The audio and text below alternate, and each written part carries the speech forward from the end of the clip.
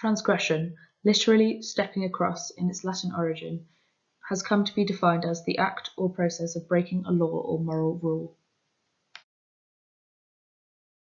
The very definition of transgression depends on the societal definition of morality, or right and wrong.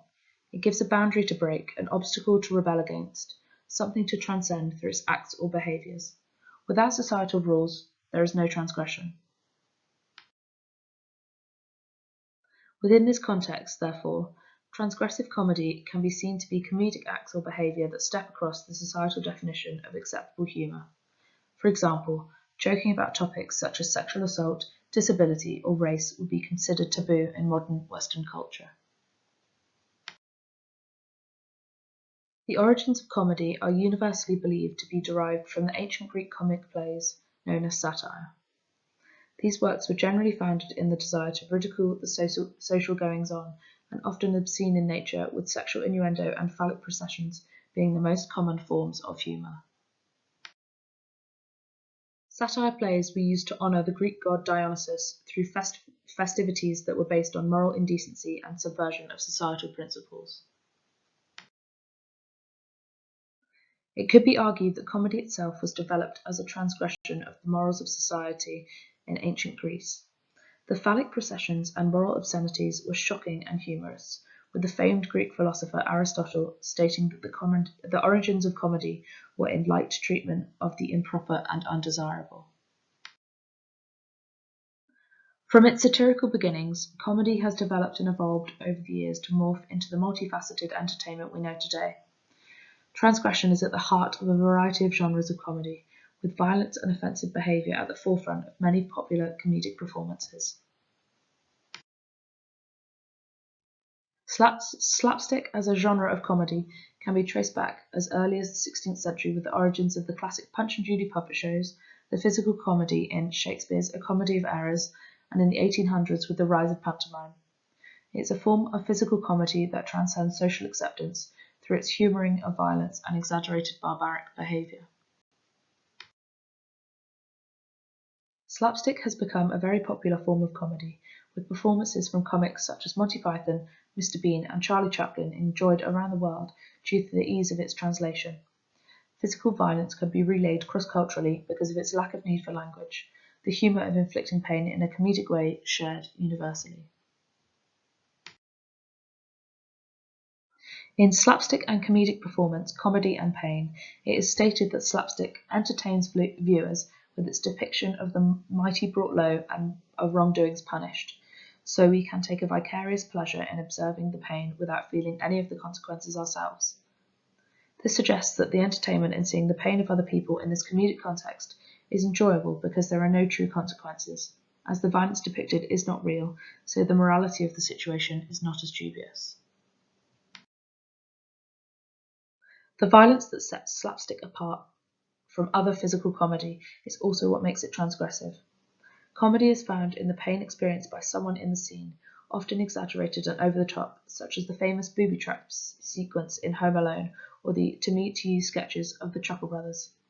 Excessive violence and crude behaviour is condemned by society in everyday life, so to turn it into a form of comedy where it is the sole focus of amusement is, therefore, a transgressive act.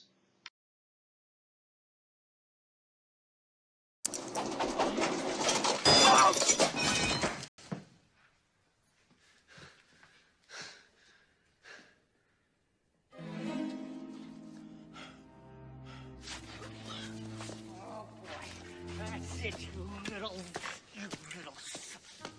Oh, not this time, you little brat. Where are you?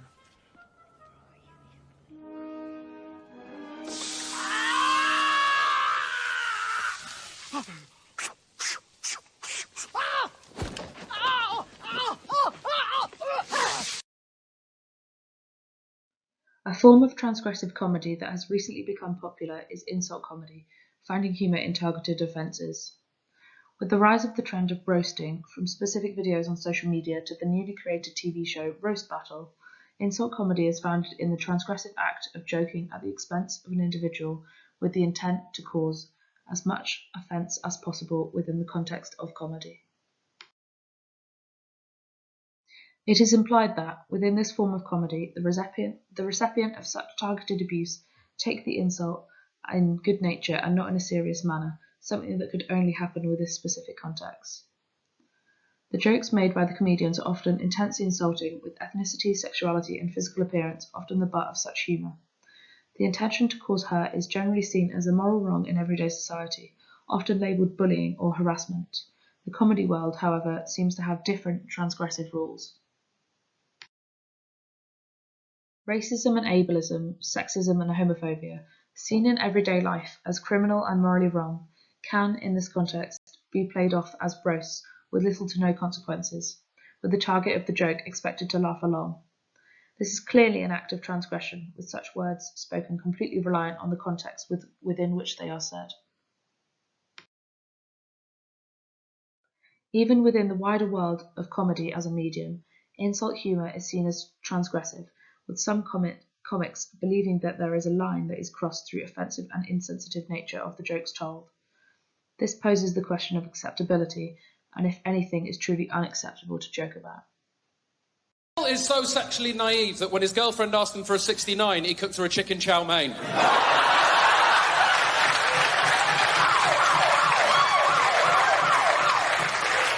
Well, that's nothing. Ed's girlfriend is such a dog, I tried to eat her.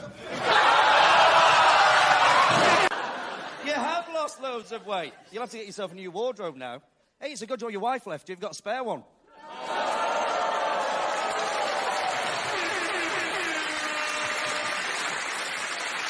Talking of all you perverts, it was a big year. It was a big year for paedophile movies. Surviving R. Kelly, Leaving Neverland, Two Popes. Shut up. Transgressive acts can be seen by the powerful as a threat to society, an attack on the systematic order of the modern world. Arguably, there was no more transgressive form of humour than observational comedy. Comics such as Russell Howard, Ricky Gervais, and Frankie Boyle centre their comedy around poking fun at the status quo, the way society is run and who it is run by. While their work may be seen as controversial, the West ostensibly celebrates free speech. They are not punished for their comments. However, this is not the case in many places, including some first world countries where censorship is enforced. For example, in May 2017, the US comedian Kathy Griffin uploaded a photograph to her social media of her holding a mask shaped to look like the severed head of President Donald Trump. Such a public transgressive act about such a powerful figure caused her to lose her job, to be put on the Interpol list, and to be put under federal investigation. This extreme form of observational comedy, notably anti-establishment and highly public, represents the consequences of transgressive humour, but also the reaction of the power holders to jokes about them and their ideas of society. Britain as a culture runs on hypocrisy. David Cameron went to Sri Lanka. He told the Sri Lankans off for human rights abuses that they committed with weapons that Britain sold to them, like Ronald McDonald calling you a fat bastard. We sent Prince Harry to Afghanistan because when you want to teach people about democracy, you send them a prince. You teach them about peace and democracy by having a prince shoot at them from a helicopter. In conclusion, transgressive comedy is a form of entertainment that has existed since the origins of humour itself as a medium. From the ancient Greek festivities celebrating all things morally indecent to the satirical criticisms of modern society, transgression has always been a part of culture.